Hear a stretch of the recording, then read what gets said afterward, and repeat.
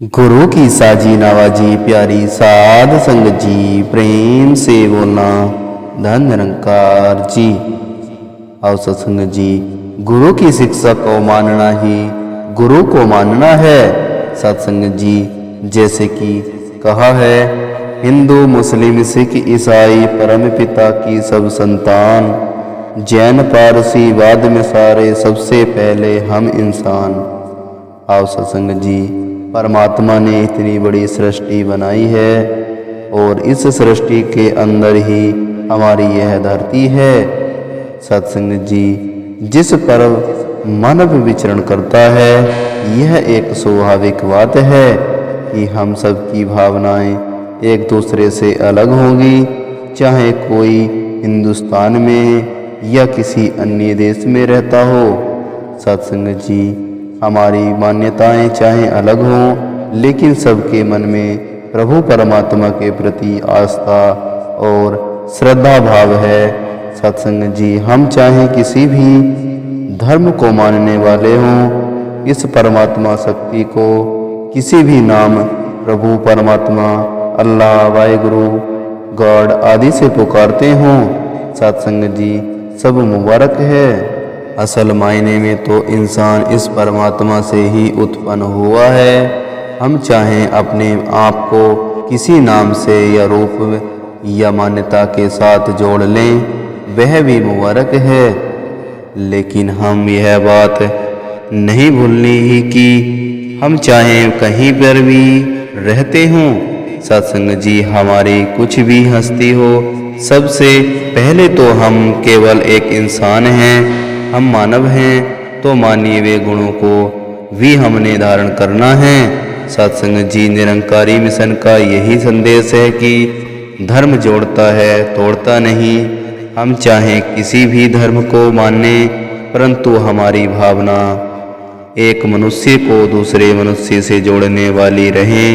ऐसी भावना जिससे हम दूसरों का दुख दर्द बांट सकें, उनका साथ दे सकें, उनको कुछ आराम दे सकें। सत्संग जी, हमें इस वजह से मनों में दूरी नहीं बनाने की, वह कहीं और आस्था रखता है और मैं कहीं और। सत्संग जी, धर्म या आध्यात्मिकता का काम तो शुरू से ही जोड़ कर रखना रहा है।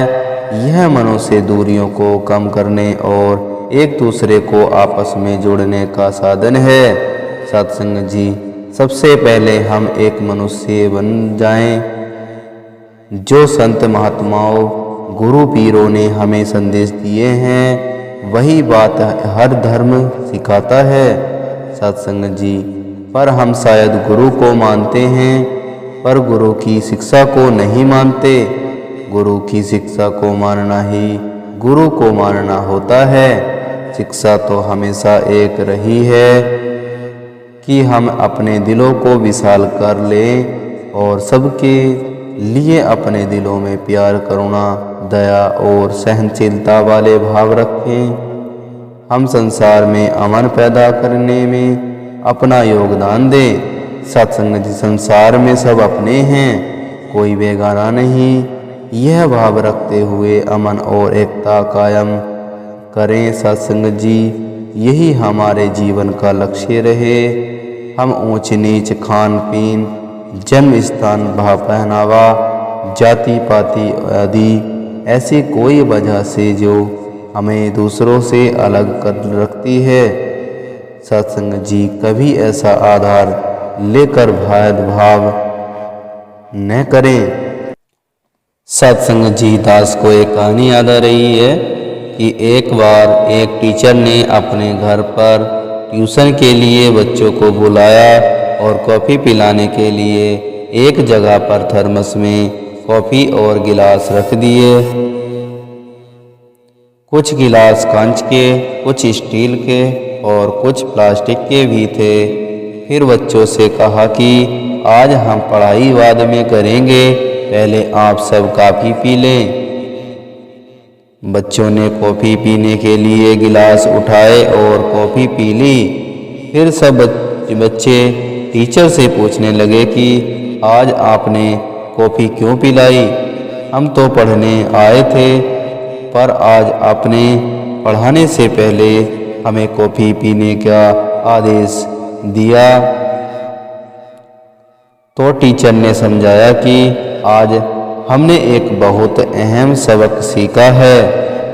आप सबने अपने हिसाब से जो अच्छा लगा वो गिलास उठाया और कॉफ़ी पी ली। किसी को कांच का, किसी को स्टील का और किसी को प्लास्टिक का गिलास सुंदर लगा। सबका ध्यान सिर्फ गिलासों तक ही केंद्रित रहा।